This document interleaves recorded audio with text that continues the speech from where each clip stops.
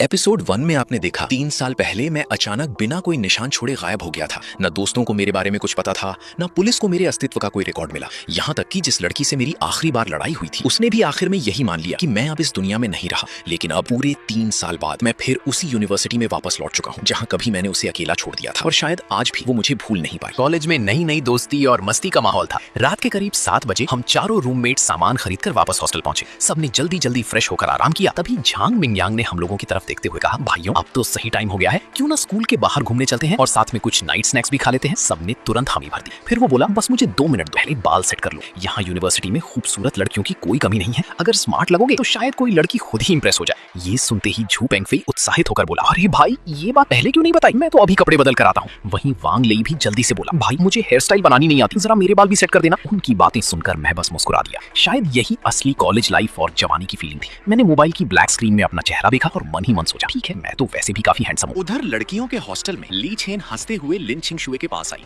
और बोली, छिंगशुए आज रात क्या खाने का प्लान है? लिन छिंगशुए ने शांत स्वर में कहा, चलो कैंटीन चलते हैं। पहली मंजिल वाली कैंटीन में नया फूछू और ब्रेस्ट पोर्क काफी अच्छा है। लेकिन ली छेन तुरंत मुंह बनाकर बोली, अरे इतनी जल्दी वापस कैंटीन, पूरा दिन काम किया है, चलो नॉर्थ गेट चलते हैं, वहाँ घूम भी लेंगे और कुछ अच्छा भी खा लेंगे, साथ में फल भी खरीद लाएंगे। ली छेन ने उसे घूरते हुए कहा, मुझे लगता है तुम असल में नई जूनियर्स देखने जाना चाहती हो। फिर उसने बाकी रूममेट्स की तरफ देखा और पूछा, तुम लोग चलोगी? दोनों लड़कियों ने तुरंत हामी भर दी। ली छेन हल्का मुस्कुराई और बोली, सच में पूरे समर वेकेशन के बाद हम सब साथ में कहीं नहीं गए, चलो फिर आज घूमने चलते हैं। कुछ ही देर बाद हमारा रूम 319 हॉस्टल से निकल पड़ा और सीधे यूनिवर्सिटी के नॉर्थ गेट वाली मशहूर फूड स्ट्रीट की तरफ बढ़ गया। उसी समय लिन छिंगशुए और उसकी सहेलियां भी लड़कियों के हॉस्टल से निकलकर उसी फूड स्ट्रीट की ओर जा रही थी। रास्ते में झांग मिंगयांग दोनों हाथ जेब में डालकर बोला, भाइयों ये जगह हमारी यूनिवर्सिटी की सबसे फेमस स्नैक स्ट्रीट है। यहाँ की बारबेक्यू शॉप्स तो कमाल की हैं। बताओ किस दुकान पर चलना है? झू पेंगफेई और वांग ली दोनों ने मेरी तरफ देखा। मैंने आसपास नजर घुमाई और सबसे पास वाली बारबेक्यू शॉप की तरफ इशारा कर दिया। झांग मिंगयांग तुरंत आगे बढ़ते हुए बोला, चलो भाइयों आज वहीं धूम मचाते हैं। उसी समय दूसरी तरफ ली छियन लिन छिंगशुए का हाथ पकड़े हुए इधर उधर देख रही थी। फिर उसने अचानक उत्साहित होकर कहा, सुनो लड़कियों आज यहाँ बहुत सारे नए स्टूडेंट्स आए हुए हैं, देखते हैं कहीं कोई हैंडसम जूनियर मिल जाए। ली छियन ने हंसते हुए कहा, चलो लड़कियों अब तय करो किस दुकान में खाना है। बाकी दोनों रूममेट्स ने कहा, हम तो कहीं भी खा लेंगे। फिर ली छियन ने पास खड़ी लिन छिंगशुए की तरफ देखा, लेकिन तभी लिन छिंगशुए की नजर अचानक सामने पड़ी एक बारबेक्यू शॉप पर जाकर रुक गई। अगले ही पल उसका पूरा शरीर हल्का कांप उठा। उसने साफ देखा कि मैं झू पेंगफे और बाकी दोस्तों के साथ उसी दुकान के अंदर जा रहा था। उसे एक पल में उसके दिमाग ने जैसे काम करना बंद कर दिया। उसकी आंखें बस उसी दुकान के दरवाजे पर टिकी रह गईं और वो लंबे समय तक सांस रोककर वहीं खड़ी रह गई, क्योंकि इस बार सिर्फ पीछे से शक्ल मिलती जुलती नहीं लग रही थी, बल्कि उसे सच में ऐसा महसूस हुआ जैसे उसने शाओ यू को ही देख लिया हो। चेहरा, चाल, शरीर सब कुछ लगभग वैसा ही था। उस पल लिन छिंगशुए को ऐसा लगा जैसे उसका दम घुटने लगा हो। तभी ली छियन ने उसका हाथ हिलाते हुए पूछा, छिंगशुए क्या हुआ, कहाँ खो गई? तब जाकर वो होश में आई और धीरे से बोली, चलो बारबेक्यू ही खाते हैं। गर्मियों में बारबेक्यू और ठंडी ड्रिंक का मजा ही अलग होता है। बाकी लड़कियों को भी कोई दिक्कत नहीं थी। इसके बाद लिन छिंगशुए लड़कियों को लेकर धीरे धीरे उसी बारबेक्यू शॉप की तरफ बढ़ने लगी जिसमें मैं गया था। लेकिन जितना वो आगे बढ़ रही थी उसका दिल उतनी ही तेजी से धड़क रहा था। उसके मन में बार बार एक ही सवाल घूम रहा था, क्या इस दुनिया में सच में 2 लोग इतने एक जैसे हो सकते हैं? या फिर 3 साल से जो दिल पूरी तरह सूना पड़ चुका था, उस रात अचानक उसमें फिर से उम्मीद जागने लगी। चाहे ये सिर्फ एक वहम हो या उसकी बेकार की उम्मीद, लेकिन वो उस लड़के को करीब से देखना चाहती थी जो उसके खोई हुई शाओ यू जैसा दिखता था। उधर दूसरी तरफ हम लोग दुकान के अंदर पहुंच चुके थे। झांग मिंगयांग ने एक प्राइवेट रूम पकड़ लिया और हम सब वहां जाकर बैठ गए। मैंने मेन्यू उठाकर थोड़ा देखा और फिर दोस्तों से कहा, तुम लोग ऑर्डर कर लो, मैं पहले वॉशरूम होकर आता हूँ। उसी समय लिन छिंगशुए और उसकी सहेलियां भी दुकान के अंदर आ गई। उन्होंने एक कोने वाली टेबल पकड़ ली। लिन छिंगशुए ने मेन्यू उनकी तरफ बढ़ाते हुए कहा, तुम लोग खाना ऑर्डर करो, मुझे लगता है मैंने यहाँ किसी जान पहचान वाले को देखा है, मैं जरा मिलकर आती हूँ। ली छियन तुरंत शरारती मुस्कान के साथ बोली, ओहो कहीं कोई हैंडसम लड़का तो नहीं? लिन छिंगशुए ने हल्की झुंझलाहट में कहा, चुप रहो और खाना ऑर्डर करो। इतना कहकर वो खड़ी हो गई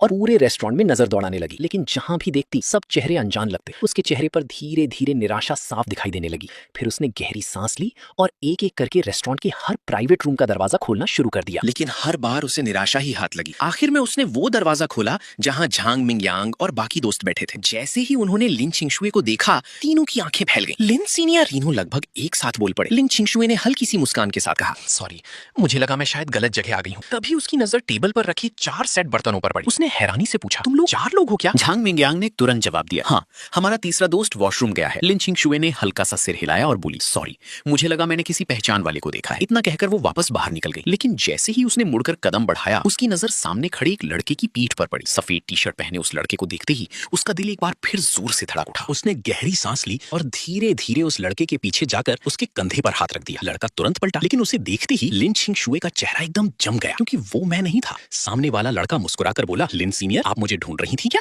लिन छिंगशुए तुरंत घबरा गई और जल्दी जल्दी बोली, सॉरी, मैंने आपको किसी और समझ लिया। बार बार माफी मांगने के बाद वो मायूस होकर वापस अपनी सहेलियों के पास लौट आई। छिंगशुए जब वापस अपनी टेबल पर लौटी तो उसकी हालत बिल्कुल बदली हुई थी। ली चियन ने तुरंत पूछा, क्या हुआ? तुम इतनी खोई खोई क्यों लग रही हो? लेकिन लिन छिंगशुए ने बस हल्की मुस्कान दी और बोली, कुछ नहीं, आज इस सेमेस्टर में पहली बार हम सब साथ बाहर खाने आए हैं, तो पहले मैं ड्रिंक पीती हूँ। इतना कहकर उसने अपने गिलास में ठंडी ड्रिंक भर ली और एक ही सांस में पूरा गिलास खत्म कर दिया। उधर मैं वॉशरूम से वापस लौट रहा था। मैंने बाहर हॉल की तरफ ज्यादा ध्यान नहीं दिया और सीधे हमारे प्राइवेट रूम में चला गया। टेबल पर अब तक कई बोतलें ठंडी ड्रिंक की रखी जा चुकी थी। मुझे देखते ही झू पेंगफेई, वांग लेई और झांग मिंगयांग हंसने लगे। अरे भाई, तू तो बहुत देर लगा आया, हम सब तेरा इंतजार कर रहे थे। चल, आज के लिए चीयर्स। आखिर हम सब अलग अलग जगहों से आकर यहाँ मिले हैं। मैं भी बिना ज्यादा बोले बैठ गया और सामने रखा ग्लास उठा लिया। करीब आधे घंटे बाद माहौल काफी खुल चुका था। सब लोग मजाक मस्ती कर रहे थे। तभी झांग मिंगयांग अचानक बोला, भाइयों, लिन छिंगशुए भी इसी रेस्टोरेंट में खाना खा रही है, क्या बोलते हो? चलकर उसे भी एक ड्रिंक ऑफर करें, आखिर वो हमारी असिस्टेंट काउंसलर है। मैंने तुरंत पूछा, क्या वो अभी यहाँ आई थी? झांग मिंगयांग बोला, हाँ, जब तू वॉशरूम गया था तब शायद गलती से हमारे कमरे में आ गई थी। अभी भी वो अपनी दोस्तों के साथ बाहर बैठी ड्रिंक पी रही है। वांग ले भी हंसते हुए बोला, सच कहूं तो हमारी यूनिवर्सिटी की नंबर 1 ब्यूटी ड्रिंक भी कमाल की पीती है। लेकिन ये सुनते ही मेरे चेहरे का भाव बदल गया, क्योंकि मुझे साफ याद था कि पहले वाली लिन छिंगशुए तो ड्रिंक को हाथ तक नहीं लगाती थी। अगले ही पल में अचानक कुर्सी से उठ खड़ा हुआ। झू पेंगफेई ने हैरानी से पूछा, अरे भाई, कहाँ जा रहा है? मैंने बस इतना कहा, तुम लोग बैठो, मैं अभी आता हूँ। इतना कहकर मैं बाहर हॉल में पहुंचा। नजर घुमाते ही मैंने लिन छिंगशुए को देख लिया। उसकी टेबल पर कई खाली बोतलें पड़ी थीं। ली चियन और बाकी दोनों लड़कियां परेशान होकर उसे रोकने की कोशिश कर रही थीं। छिंगशुए, अब बस करो, तुम बहुत ज्यादा पी चुकी हो। लेकिन लिन छिंगशुए की आंखें अब हल्की धुंधली हो चुकी थी। चेहरा पूरी तरह लाल था और हाथ में पकड़ा गिलास भी कांप रहा था। फिर भी वो बोली, कुछ नहीं हुआ, बस ये आखिरी गिलास। लेकिन तभी उसकी नजर सामने खड़े मुझ पर पड़ी। उसकी धुंधली आंखों में मेरा चेहरा साफ दिखाई दिया। उसने जैसे ही मुझे देखा, उसकी सांसें रुक सी गई। मैं तुरंत उसके हाथ से गिलास छीनकर खुद पी गया और धीरे से कहा, बस अब और मत पियो। ली चियन ने मुझे देखकर हैरानी से कहा, अरे जूनियर, तुम? मैंने सिर हिलाकर पूछा, इन्होंने कितनी ड्रिंक पी ली? ली चियन ने नीचे रखी 7-8 खाली बोतलों की तरफ इशारा करते हुए कहा, ये सब हमारी लिन बड़ी ब्यूटी ने अकेले खत्म की है। इतना सुनते ही लिन छिंगशुए ने अचानक सिर उठाया। उसकी आंखें लाल हो चुकी थी और अगले ही पल उनमें से आंसू बहने लगे। वो कांपती आवाज में बोली, मैंने ज्यादा नहीं पी। शाओयू, क्या सच में तुम हो? तुम आखिर वापस आ गए। इतना कहते ही उसने मुझे कसकर पकड़ लिया। उसकी आवाज भर्रा गई। मैं वादा करती हूँ, अब कभी तुमसे झगड़ा नहीं करूंगी। बस इस बार फिर से अचानक गायब मत होना, प्लीज। मैं कुछ पल चुप रहा, फिर धीरे से उसके कांपते कंधे पर हाथ फेरते हुए ली चियन की तरफ देखा और पूछा, आप लोगों का हॉस्टल कहाँ है? मैं इन्हें छोड़ देता हूँ। ली चियन पहले तो थोड़ा चौंकी, फिर जल्दी से बोली, ठीक है, वैसे भी हम लोग इसे संभाल नहीं पा रहे थे। इसके बाद मैंने धीरे से लिन छिंगशुए की कमर पकड़ी और उसे प्रिंसेस कैरी में अपनी बाहों में उठा लिया। फिर शांत कदमों से उसे लेकर रेस्टोरेंट से बाहर निकल गया। उधर रेस्टोरेंट के प्राइवेट रूम में बैठे झू पेंगफे और बाकी दोस्त भी शोर सुनकर बाहर झांकने लगे। लेकिन जैसे ही उन्होंने मुझे लिन छिंगशुए को अपनी बाहों में उठाकर बाहर ले जाते देखा, तीनों वहीं के वहीं जम गए। कुछ देर पहले तक तो वो लोग सोच रहे थे कि जाकर उसे एक ड्रिंक ऑफर करें या नहीं, लेकिन यहाँ तो मामला ही उल्टा हो गया था। मैं सीधे यूनिवर्सिटी की नंबर 1 ब्यूटी को गोद में उठाकर ले जा रहा था। सिर्फ मेरे दोस्त ही नहीं, लिन छिंगशुए की बाकी दोनों रूममेट्स भी पूरी तरह हैरान थी, क्योंकि यूनिवर्सिटी में आए 1 साल हो चुका था और इस दौरान न जाने कितने लड़कों ने लिन छिंगशुए को प्रपोज किया था। कोई अमीर घर का लड़का था तो कोई बाहर का सफल बिजनेसमैन, लेकिन उसने हर किसी को ठुकरा दिया था। यहाँ तक कि कॉलेज के लड़कों में भी उसने कभी किसी में दिलचस्पी नहीं दिखाई। लेकिन अब वही लड़की एक नई जूनियर से इस तरह लिपटी हुई थी जैसे उसे छोड़ना ही नहीं चाहती हो। ली चियन भी इस पूरे सीन को देखकर हैरान थी। उसके मन में तरह तरह के सवाल घूमने लगे, क्योंकि जितना वो जानती थी, लिन छिंगशुए की जिंदगी में सिर्फ एक ही लड़का था, उसका वो पहला प्यार, जो 3 साल पहले अचानक गायब हो गया था और जिसे सब लोग मरा हुआ मानते थे। ये सोचते ही ली चियन के पूरे शरीर में सिहरन दौड़ गई। उसने मन ही मन सोचा, कहीं ये वही लड़का तो नहीं। लेकिन फिलहाल उसके पास सोचने का वक्त नहीं था। वो जल्दी से कैश काउंटर पर गई, बिल पे किया और बाकी लड़कियों को लेकर हमारे पीछे बाहर निकल गई। रेस्टोरेंट के बाहर यूनिवर्सिटी के बहुत से स्टूडेंट्स घूम रहे थे। जैसे ही मैं लिन छिंगशुए को गोद में उठाकर बाहर निकला, हर किसी की नजर हमारी तरफ मुड़ गई। कई लड़कियां उत्साह से चीख पड़ी, देखो देखो, कितना रोमांटिक प्रिंसेस कैरी है, बिल्कुल किसी ड्रामा जैसा लग रहा है। कुछ लड़कियां मुझे देखकर फुसफुसाने लगी, ये लड़का कितना हैंडसम है और इसकी हाइट देखो, काश उसकी जगह मैं होती। लेकिन तभी कुछ लड़कों ने ध्यान से देखा कि मेरी बाहों में जो लड़की है वो कोई और नहीं बल्कि यूनिवर्सिटी की सबसे मशहूर सीनियर लिन छिंगशुए थी। अगले ही पल वहाँ शोर मच गया, अरे यार, वो तो लिन छिंगशुए है। एक लड़का तो जलते हुए चिल्ला पड़ा, भाई मेरी देवी को नीचे उतार, उसकी जगह मुझे उठा ले। इसी बीच लिन छिंगशुए ने धीरे धीरे अपनी धुंधली आंखें खोली। उसने बहुत करीब से मेरा चेहरा देखा और अगले ही पल दोनों हाथ मेरे गले के चारों तरफ डाल दिए। वो पूरी तरह मुझसे लिपट गई, जैसे कोई गिलहरी पेड़ से चिपक जाती है। उसकी गर्म सांसें मेरे चेहरे से टकरा रही थी। फिर उसने बेहद धीमी और कांपती आवाज में कहा, शाओयू, क्या सच में तुम हो? तुम आखिर वापस आ गए। प्लीज इस बार फिर कभी मुझे छोड़कर मत जाना। मैं वादा करती हूँ कभी तुमसे लड़ाई नहीं करूंगी। करूंगी। मैंने अपनी बाहों में सोई हुई लिन छिंगशुए की तरफ देखा। उसकी आंखें बंद थीं, लेकिन चेहरे पर डर और बेचैनी अब भी साफ दिखाई दे रही थी। मेरे दिल में अचानक एक अजीब सी नरमी आ गई। मैंने धीरे से उसके बालों को सहलाते हुए कहा, मैं वादा करता हूँ कभी तुम्हें छोड़कर नहीं जाऊंगा, ठीक है? मेरी बात सुनते ही उसके होठों पर हल्की सी मुस्कान आ गई। बिल्कुल किसी छोटे बच्चे की तरह वो मेरी गर्दन से लिपटते हुए बोली, तो फिर प्रॉमिस करो, अब बिना बताए कभी गायब नहीं होगे। मैं मुस्कुराया और बोला, अगर अब हम में से कोई भी बिना बताए गायब हुआ तो वो पक्का कुत्ता होगा। इतना सुनते ही लिन छिंगशुए आखिरकार शांत हो गई। वो चुपचाप मेरी छाती से लगकर सो गई, जैसे उसे आखिरकार वो सुकून मिल गया हो जिसका वो 3 साल से इंतजार कर रही थी। तभी मैं बगल में चल रही ली चियान की तरफ मुड़ा और पूछा, क्या ये ड्रिंक पीने के बाद हमेशा ऐसी हो जाती है? ली चियान तुरंत सिर हिलाते हुए बोली, नहीं नहीं, ऐसा बिल्कुल नहीं है। हम लोग कभी कभी बाहर घूमने जाते हैं तब थोड़ा बहुत पी लेते हैं, लेकिन छिंगशुए हमेशा लिमिट में रहती है। मैंने आज तक उसे कभी नशे में नहीं देखा। उसके साथ चल रही बाकी दोनों लड़कियां भी तुरंत हामी भरने लगी। उनमें से एक ने हंसते हुए कहा, सच बताऊं, आज पहली बार हम उसे इस हालत में देख रहे हैं। कॉलेज में इतनी ठंडी और एटीट्यूड वाली लड़की, लेकिन नशे में बिल्कुल बच्चे जैसी हो गई है। मैंने हल्का सा सिर हिलाया, लेकिन तभी मेरी नजर उनके हाथों में पकड़े मोबाइल पर गई। मैंने हैरानी से पूछा, तुम लोग वीडियो बना रही हो क्या? इतना सुनते ही ली चियान थोड़ा झेप गई। उसने हंसते हुए जवाब दिया, अरे नहीं, बस आज की यादें रिकॉर्ड कर रहे हैं। कल जब छिंगशुए उठेगी ना, तब उसे दिखाएंगे कि रात में उसने क्या क्या किया। मैं हल्का सा मुस्कुराया और मजाक में बोला, ठीक है, लेकिन मेरा एंगल अच्छा रखना। मेरी बात सुनते ही सब लड़कियां खिलखिलाकर हंस पड़ी। लेकिन कुछ कदम आगे बढ़ने के बाद ली चियान अचानक रुक गई। उसने मुझे गौर से देखते हुए पूछा, एक बात बताओ, तुम कहीं वही तो नहीं जिसके बारे में छिंगशुए कहती थी कि वो 3 साल पहले मर चुका है? उसका सवाल सुनते ही मैं कुछ सेकंड तक चुप रहा, फिर धीरे से बोला, अगर कोई गड़बड़ नहीं हुई है तो शायद वो मैं ही हूँ। मेरी बात सुनते ही तीनों लड़कियों के चेहरे पर ऐसा एक्सप्रेशन आ गया जैसे उनके पैरों तले जमीन खिसक गई। उनमें से एक लड़की कुछ कहने ही वाली थी कि मैंने खुद ही बात पूरी कर दी। तुम लोग ये पूछना चाहती हो ना कि अगर मैं जिंदा हूँ तो फिर छिंगशुए क्यों मानती रही कि मैं मर चुका हूँ? मैंने नीचे अपनी बाहों में सोई हुई लिन छिंगशुए की तरफ देखा और धीमी आवाज में कहा, सच कहूँ मैं खुद भी यही जानना चाहता हूँ। कुछ देर बाद हम लड़कियों के हॉस्टल के सामने पहुंच गए। मैंने बहुत संभाल कर लिन छिंगशुए को अपनी बाहों से नीचे उतारा, फिर ली चियान और बाकी लड़कियों की तरफ देखकर बोला, सीनियर्स, आज रात इसका ध्यान आप लोगों को रखना होगा। ली चियान मुस्कुराते हुए बोली, टेंशन मत लो, हम संभाल लेंगे।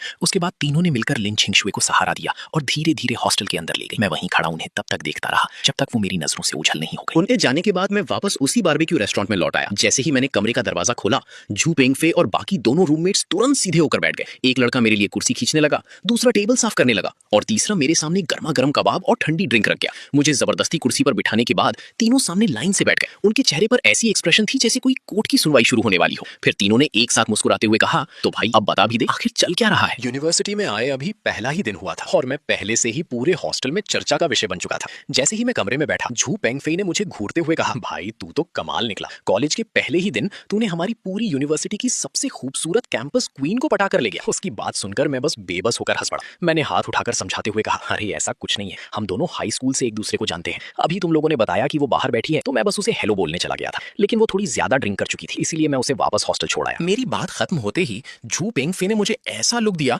जैसे उसे मेरी एक भी बात पर भरोसा नहीं हो। उसने तुरंत कहा, ये सब बोलते वक्त जरा अपने दिल पर हाथ रखकर बोल, कौन सा नॉर्मल दोस्त किसी लड़की को प्रिंसेस कैरी करके हॉस्टल छोड़ने जाता है? इतना सुनते ही बाकी दोनों भी हंसने लगे। वांग लेई ने उत्साहित होकर कहा, और मैंने अपनी आंखों से देखा था, वो खुद तुझसे लिपट गई थी। अचानक वांग लेई की आंखें चमक उठी। उसने मुझे गौर से देखते हुए कहा, रुक, कहीं तू वही तो नहीं जिसके बारे में लिन छिंगशुए कहती थी कि वो 3 साल पहले मर चुका है? उसके दिमाग में तुरंत अपनी ही फिल्म चलने लगी। शायद 3 साल पहले तुम दोनों का ब्रेकअप हुआ होगा, तूने उसका दिल तोड़ दिया होगा, इसलिए उसने गुस्से में सबको बोल दिया कि तू मर चुका है। कमरे का माहौल अचानक पूरी तरह गॉसिप मोड में चला गया। झू पेंगफे और झांग मिंगयांग दोनों मुझे ऐसे घेर कर बैठ गए जैसे कोई पुलिस पूछताछ चल रही हो। झू पेंगफे ने नाटकीय अंदाज में कहा, ओहो, अब समझ आया, तूने हमारी कैंपस क्वीन को छोड़ दिया होगा, इसलिए वो आज तक तुझे भूल नहीं पाई। झांग मिंगयांग ने तुरंत बात आगे बढ़ाई, अगर सच में ऐसा है ना तो आने वाले आधे महीने की मिलिट्री ट्रेनिंग में हमारी हालत खराब होने वाली है। आखिर वो हमारी असिस्टेंट काउंसलर है। वांग लेई ने मेरे कंधे पर हाथ रखते हुए गंभीर आवाज में कहा, भाई ये मामला जल्दी सुलझा ले, वरना पूरा क्लास तेरे चक्कर में पिस जाएगा।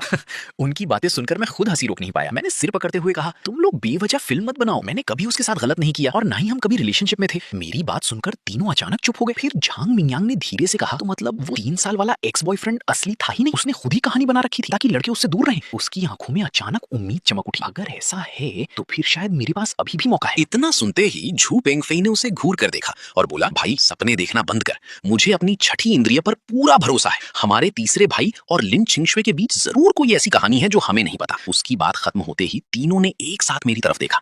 झू पेंगफेई ने दोनों हाथ जोड़ लिए और बोला, भाई प्लीज थोड़ा गॉसिप तो खिला दे। मैंने गहरी सांस ली और शांत आवाज में कहा, हम कभी रिलेशनशिप में नहीं थे और ना ही मैंने उसे छोड़ा था, हम बस सामान्य क्लासमेट थे। लेकिन झू पेंगफेई ने तुरंत सवाल दाग दिया, ठीक है, लेकिन क्या तेरे मन में उसके लिए कभी कुछ था? उस सवाल के बाद कमरे में अचानक सन्नाटा छा गया। मैं कुछ सेकंड तक चुप बैठा रहा, फिर धीरे से बोला, हाँ था। उधर दूसरी तरफ मुंबई की एक विशाल एरोस्पेस रिसर्च बेस में माहौल बेहद गंभीर बना हुआ था। एक बड़े कॉन्फ्रेंस रूम में कई वैज्ञानिक और रिसर्चर बैठे थे। सामने सफेद लैब कोट पहने एक मध्यम उम्र का आदमी खड़ा था, जिसके बाल लगभग पूरी तरह सफेद हो चुके थे। यही थे प्रोफेसर लू, वही इंसान जिनसे मेरी फोन पर बात हुई थी। उनके सामने रॉकेट इंजन की ढेर सारी गोपनीय डिजाइन फाइलें रखी थी और उनके चेहरे पर साफ तनाव दिखाई दे रहा था। कॉन्फ्रेंस रूम में मौजूद ये जियांगुओ ने गंभीर आवाज में कहा, तो इस टेस्ट फ्लाइट की विफलता पर सबकी क्या राय है? क्या असली समस्या पता चली? तभी एक वैज्ञानिक खड़ा हुआ और रिपोर्ट पढ़ते हुए बोला, मुख्य समस्या टरबाइन ब्लेड की सटीकता में है। उसकी माइक्रो लेवल प्रिसिजन अभी भी स्टैंडर्ड से थोड़ी कम है। पूरा हॉल शांत होकर रिपोर्ट सुनता रहा, लेकिन रिपोर्ट खत्म होते ही ये जियांगुओ ने गुस्से में फाइल टेबल पर पटक दी। उनकी आवाज पूरे कमरे में गूंज उठी।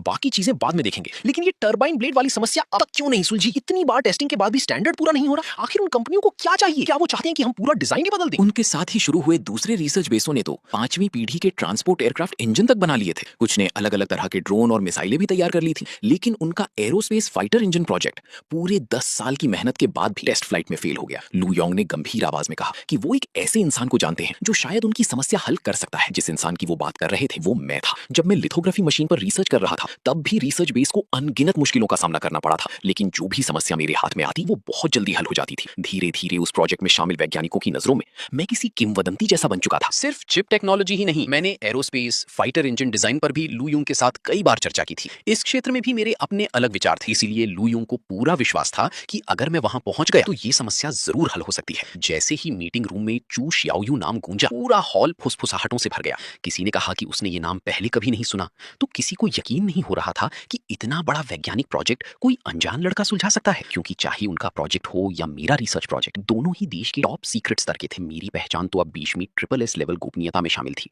इसीलिए वहां मौजूद ज्यादातर लोग मेरा नाम तक नहीं जानते थे। ये जियांगुओ कुछ पल शांत रहे, फिर उन्होंने लू योंग से पूछा कि क्या वही लड़का उस प्रोजेक्ट का चीफ डिजाइनर था? अकेडमी ऑफ साइंस के उपाध्यक्ष होने के नाते उन्हें मेरे बारे में कुछ जानकारी थी। आखिर जब मुझे हाई लेवल अकादमिक पद देने की चर्चा हुई थी, तब कई बड़े वैज्ञानिकों ने एक साथ मीटिंग की थी। लू योंग ने तुरंत सिर हिलाकर कहा कि वही लड़का है। फिर ये जियांगुओ ने पूछा कि क्या उसे यहाँ बुलाया जा सकता है, क्योंकि जहां तक उन्हें पता था वो लड़का अब रिसर्च छोड़कर बीजिंग यूनिवर्सिटी में पढ़ाई करने चला गया है। लू योंग ने गहरी सांस लेते हुए कहा कि यही तो सबसे बड़ी बर्बादी है। उन्होंने बताया कि सिर्फ 3 साल में मैंने शून्य से शुरुआत करके 1 नैनोमीटर चिप तकनीक विकसित कर दी, और उसी की वजह से वाशिया की चिप टेक्नोलॉजी दुनिया के शीर्ष स्तर तक पहुंच गई। ऐसे प्रतिभाशाली लड़के को देखकर उनका मन करता था कि उसे 24 घंटे रिसर्च बेस में बैठाकर रिसर्च करवाएं। कमरे में बैठे कई वैज्ञानिक चुपचाप सिर हिलाने लगे। ये जियांगुओ हल्का मुस्कुराए और बोले कि भले ही वो गारंटी नहीं दे सकते कि मैं आऊंगा, लेकिन कोशिश जरूर करनी चाहिए, क्योंकि भविष्य में वाशिया की वैज्ञानिक ताकत आखिरकार युवाओं के हाथ में ही जाएगी। अगली सुबह बीजिंग यूनिवर्सिटी के लड़कों के हॉस्टल में मैं अपने कपड़े बैग में रखते हुए फोन पर बात कर रहा था। फोन के दूसरी तरफ लू योंग थे। मैंने उनसे कहा कि मैं सबसे पहली फ्लाइट पकड़कर आ जाऊंगा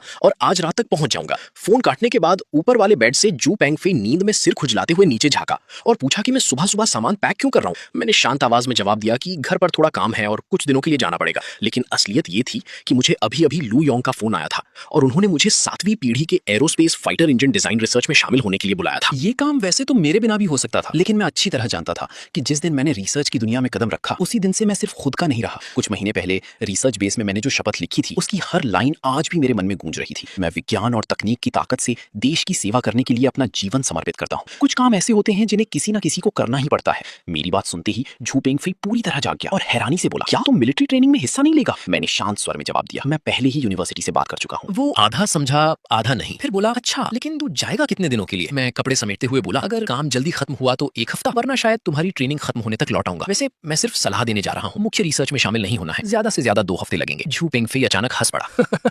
सच बता, तू ये सब सिर्फ ट्रेनिंग से बचने के लिए तो नहीं कर रहा? फिर उसने शरारती मुस्कान के साथ पूछा, लेकिन अचानक ऐसे जा रहा है? क्या तूने लिन छिंगशुए को बताया? उसका सवाल सुनते ही मेरे हाथ रुक गए। उधर लड़कियों के हॉस्टल में सुबह की हल्की धूप खिड़की से कमरे के फर्श पर फैल रही थी। लिन छिंगशुए ने सिर पकड़ते हुए धीरे से आंखें खोली। उसका सिर अभी भी थोड़ा भारी था। वो आलस से खिंचाव लेते हुए बोली, छोटी कियान, अभी कितने बजे हैं? ली कियान हंसते हुए बोली, सिर्फ 7 बजे हैं, अभी तो काफी समय है। लिन छिंगशुए तुरंत बिस्तर से नीचे उतरी और आंखें मलते हुए बोली, अब सोने का मन नहीं है, लेकिन मुझे ऐसा क्यों लग रहा है कि कल रात मैं किसी को गले लगा रही थी। ली कियान जोर से हंस पड़ी।